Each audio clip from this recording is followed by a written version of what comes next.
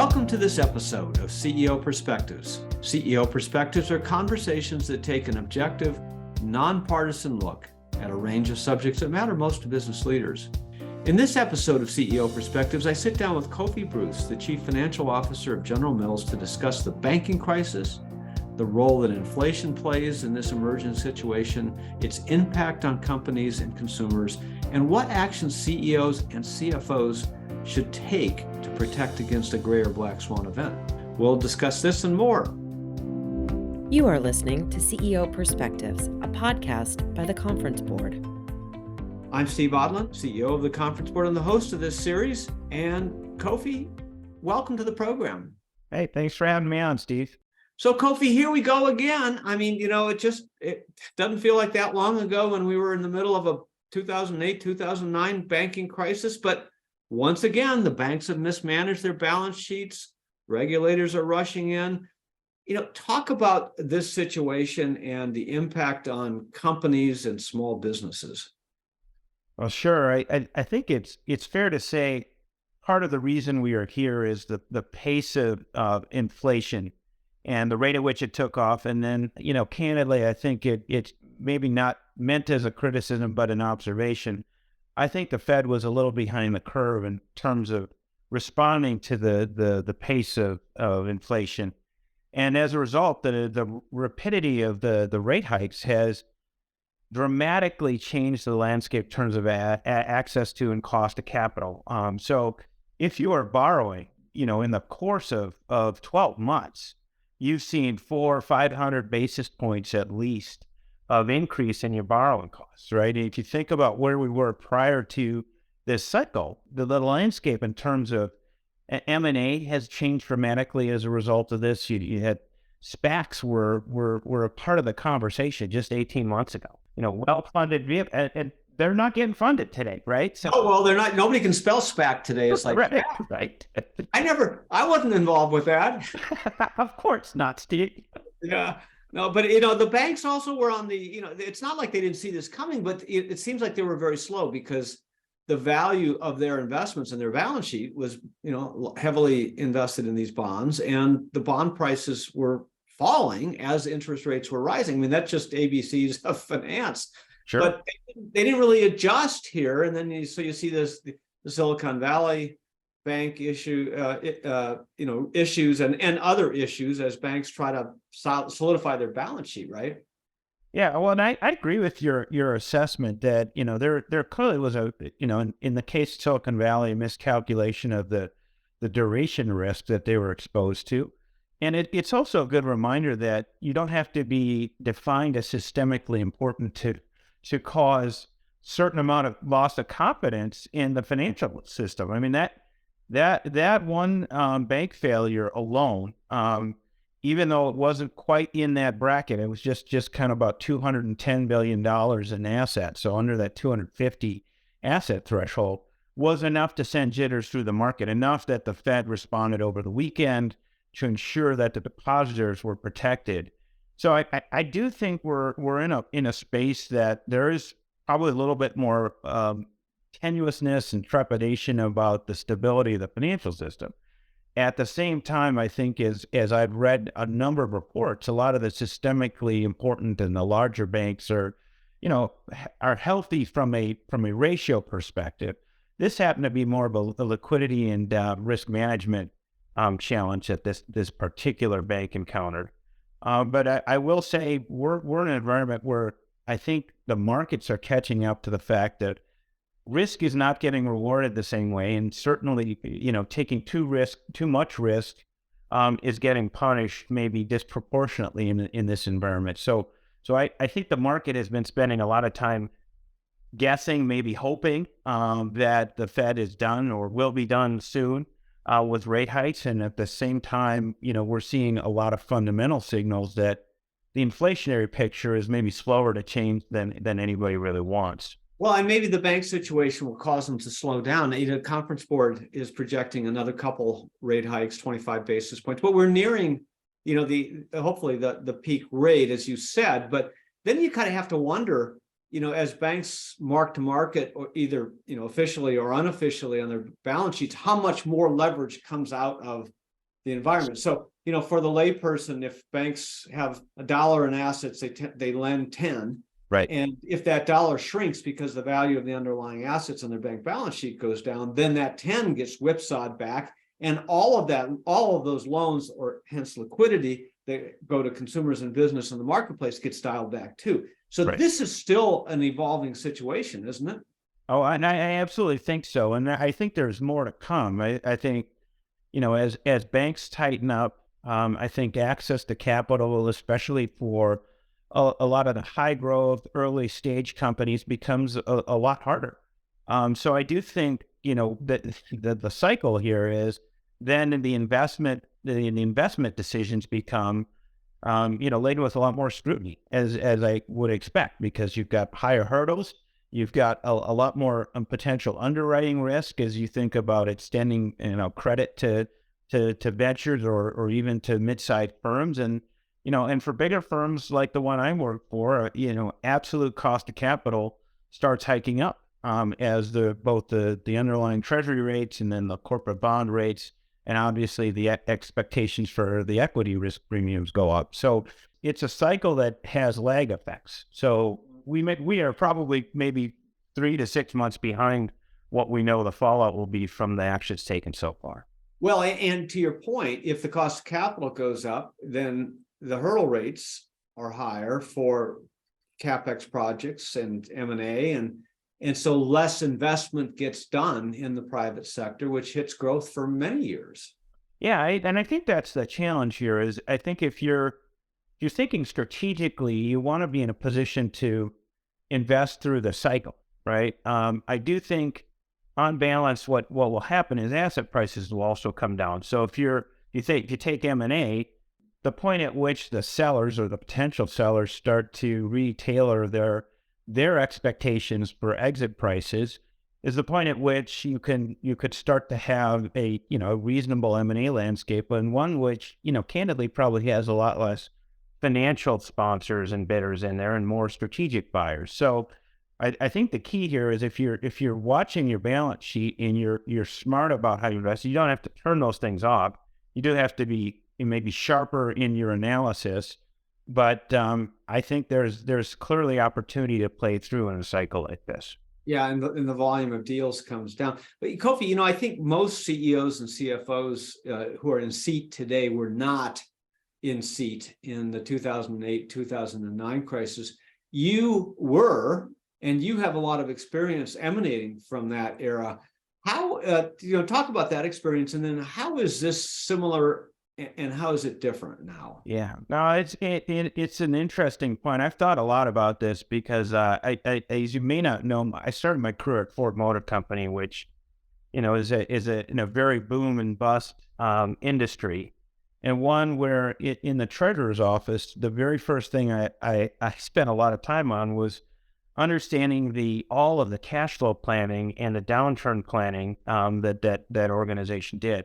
And it instilled in me a heightened sense of maybe not paranoia, but certainly an extra level of scrutiny of markets and what can go wrong. And so when I was sitting in the treasurer's chair at Ecolab in 2008, on September 15th, 2008, when Lehman went belly up, the interesting thing that a lot of people don't talk about is that that's a payday in most companies. I mean, there's a lot of talk about banks and derivatives and banks shoring up positions and covering counterparty risk. Very little talk about how close to the edge I think we were.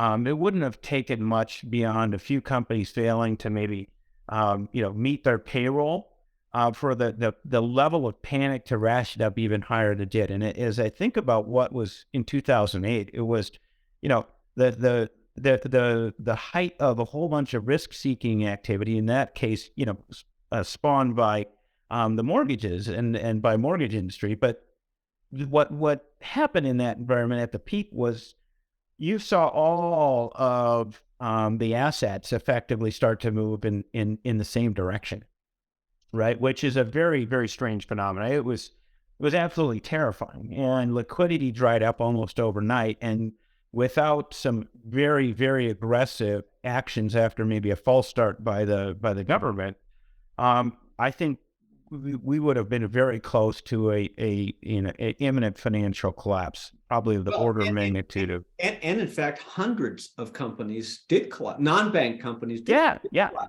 Because the banks were bailed out essentially, Right. But the knock-on effect is that a lot of companies, whole sectors were downgraded, proactively, and companies lost their access to loans and liquidity, and bankruptcies followed. Even you're sitting completely innocently as a CEO or a CFO, thinking an investment grade credit, boom, you got dropped a few levels just overnight, and you had to refinance, but the financing wasn't there. So this is the backdrop that both of us experienced, right? And it does create some healthy paranoia, as you look at it. It's not a bad thing. Well, you don't know what's going to happen this time, do you? No, and I think whether you want to talk about it as a black swan event last time or the risk of a gray swan, potentially this time, you're still in the space of things that maybe push beyond the imagination of what's probable. And I think that was the challenge for me was what I learned from 2008 was you don't need to be bankrupt to be insolvent, right? I mean, you just have to not have enough capital to pay your bills on the day when you need to. Yeah. And that could be completely an exogenous event, right? You could be the capital markets, debt capital markets dry up. Banks, refuse to honor their credit commitments, which is kind of what happened. I mean, I will tell you, I couldn't place any commercial paper on that day in 2008.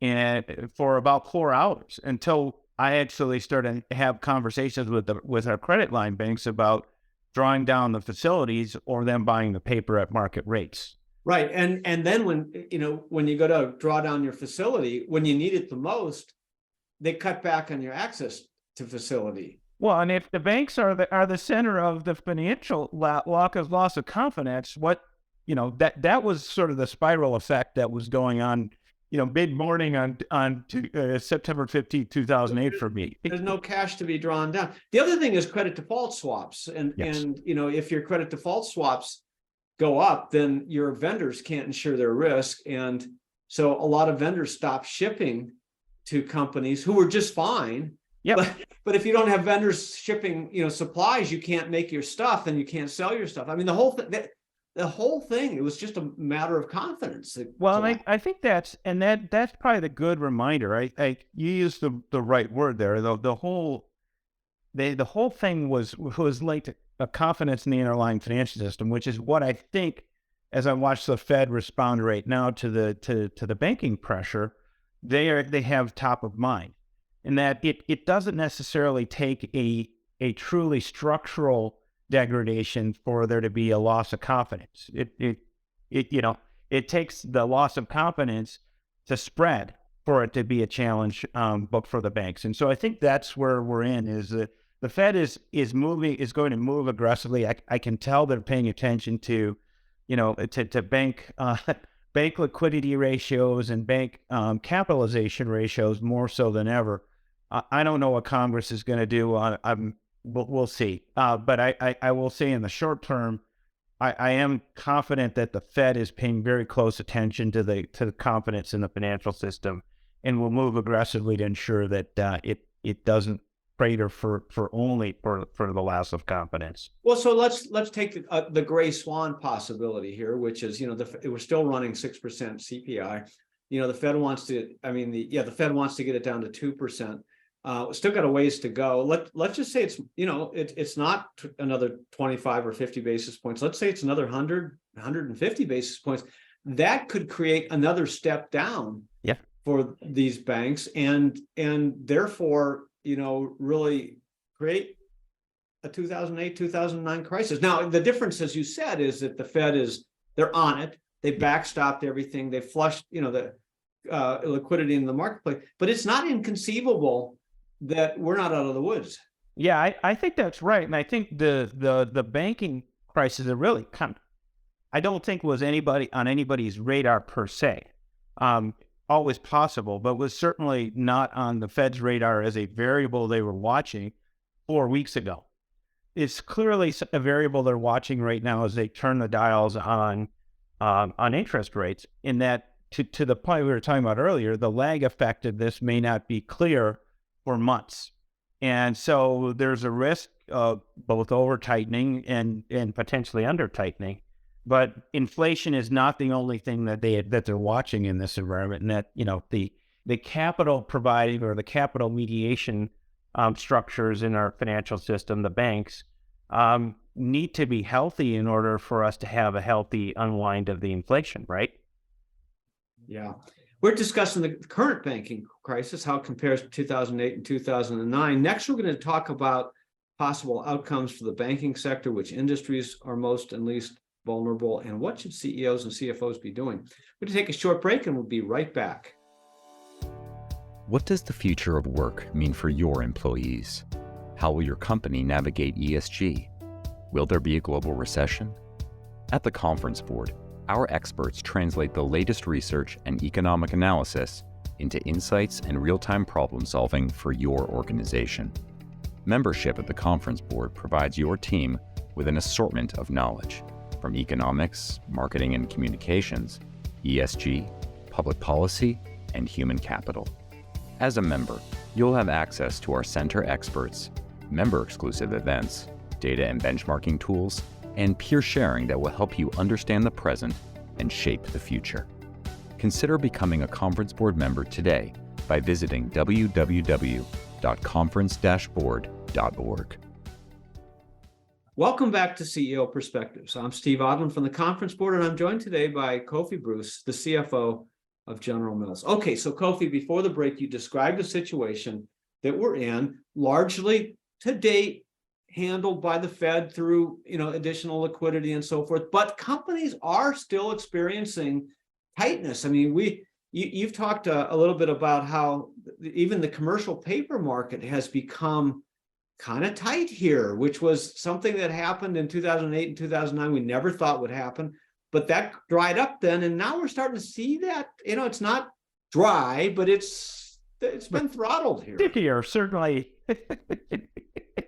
Yeah, well, I think that is a clear symptom of where we're at and at the level of uncertainty in the short term. I mean, commercial paper is always kind of a very highly inflation expectation sensitive instrument, and also brings in that other variable of bank strength and bank confidence, because the portion of the commercial paper markets that isn't backed up by assets is backed up by bank credit line commitments. So this is actually a pretty good microcosm of the kind of uncertainty that I think we're in right now, and that in the short term, the inflation expectations are high, which are reflected in the pricing of commercial paper, right? So you can probably borrow money in the term debt markets lower than you can get it in commercial paper, but you give up the flexibility and the ease of repayment. The challenge here is, what's the path out of this? I think ideally the pressure on the banking system comes down, and you're going to be in a place where this becomes less day-to-day management. But I think in the intermediate term, what will happen is you will likely have some additional measures that bring in more banks into what I call the systemically regulated circle, and meaning they'll just get more scrutiny and more oversight and tighter liquidity and risk management policies. And then I think, the FDIC is probably due for the insurance structure, probably going to get a review. If for no other reason than just to clarify whether deposits are covered to an unlimited threshold, or if there is actually some threshold at which they are covered, and to also address the fact that premiums will have to go up if more are covered, because as you know, the FDIC is insured by banks paying premiums. So I think those are probably the near-term things that are very easy to imagine coming out of this. You just said something a minute ago. I just want to check it, because for over a decade, commercial paper has cost what, 1% to 2%, depending Yes. on Yeah. which, and you're talking about now commercial paper being, North of 5% for tier two issuers like us. yeah, and that's, so it's cheaper to take 10-year debt, which is unheard of. Yeah, and that reflects the near term inflation expectations versus kind of the long term. And I think there's clearly a view that we are going to get beyond this inflationary window at sometime between years 1 and years 10. And I think it's a fairly reasonable reflection of the level of risk that people have are assessing to the commercial paper markets.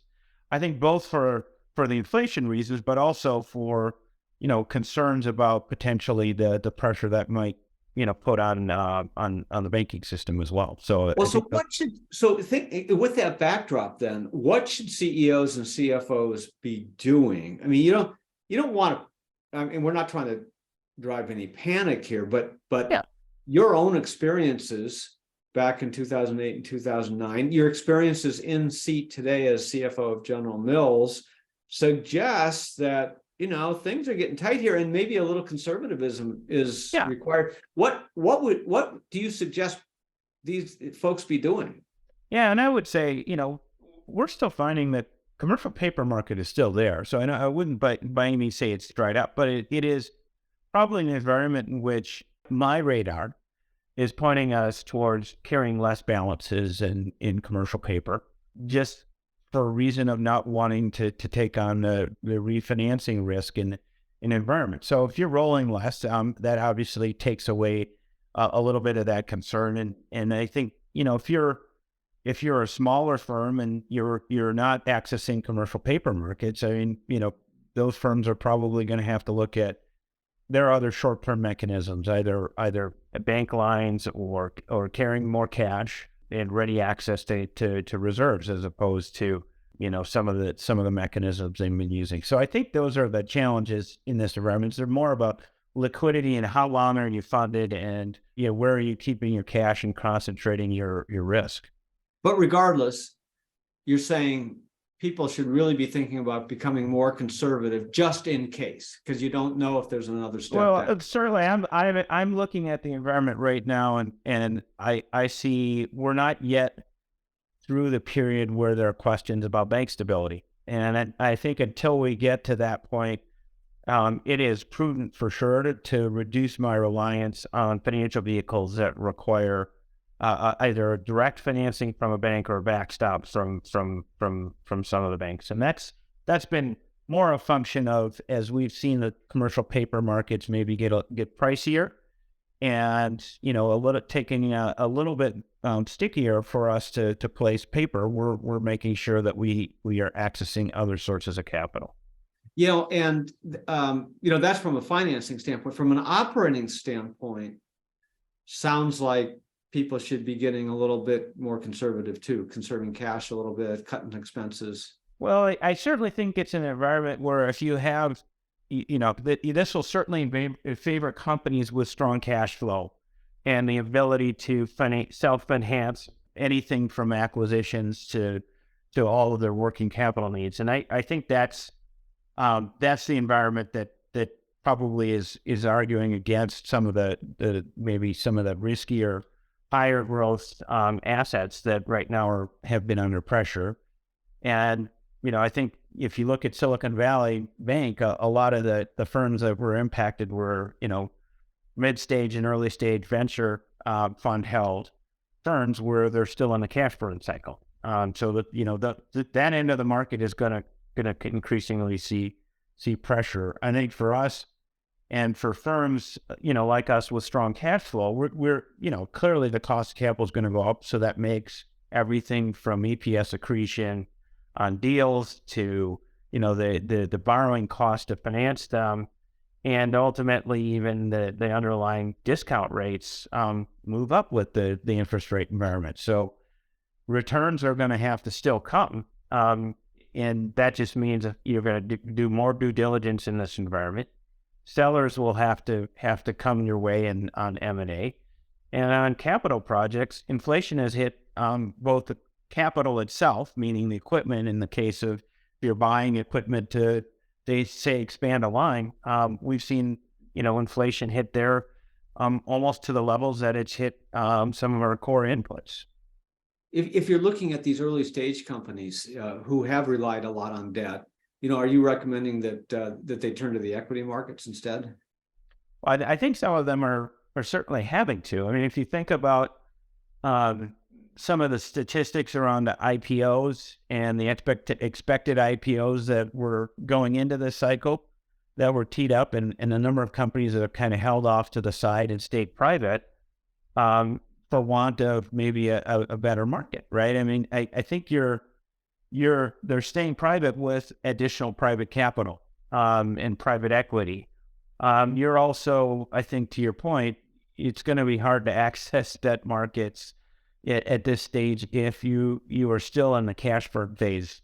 So a lot of those firms, in order to keep going, are tapping second and third round. So that is certainly what I would expect to see, and we certainly have seen that in some of the ventures that we have looked at through our when you say second disruptive rounds, those are raises of equity. So and this is not just with early venture stuff. It's also with with firms who just don't have access to debt and or just or economically it's then you have to start looking at equity, which you never think about in a normal world because debt has been so much cheaper than equity. Issuance of stock or issuance of ownership for so long that most treasurers don't even think about it. No, and I think it's it is a weird place for us to be because it's come pretty quickly. I mean, the cycle itself, and then the rising interest rates. I mean, it's been we're on our ninth raise, and since the start of the inflationary cycle. It's crazy. I've seen this aggressive a pace of interest rate increases. Yeah, 500 basis points never in my life. So yeah. So what's the risk though for CEOs and CFOs? What's the risk of them being too conservative? What happens if they're too conservative? Well, I think a couple things. I mean, certainly on the balance sheet side, you can get funded too long, and end up in a situation where when we get out of the post-inflationary cycle, and if there's a recession that follows, and you see the rebound, all of a sudden you may be in a position where you're sitting long cash and a bunch of higher interest debt. So that's the risk. You can get too long in your funding, and therefore carry too much cost into a cycle, decreasing or slowly ratcheting down interest rates. Now that, on the other side, is you can certainly get overextended in an environment like this, and very quickly see that the inflationary cycle and then a potential recessionary cycle that follows put pressure on any of the big decisions, whether it's a capital project for expansion or a huge M&A deal that maybe is somewhat recessionary sensitive. So I think those are the things that, in my mind, argue that folks are going to be doing a lot more due diligence if they're sitting in chairs like mine, or they make those big decisions. Yeah. So the risk of being too conservative is some costs. You give up some flexibility, and it may hit your EPS or earnings, but the risk of being not conservative enough is potentially existential. Yeah, it certainly could be. Yeah. So err on the side, therefore. But at least measure 4 times if you'd have measured 3 before, right? Yeah, cut once. So last question: what industries do you see as the most and least vulnerable?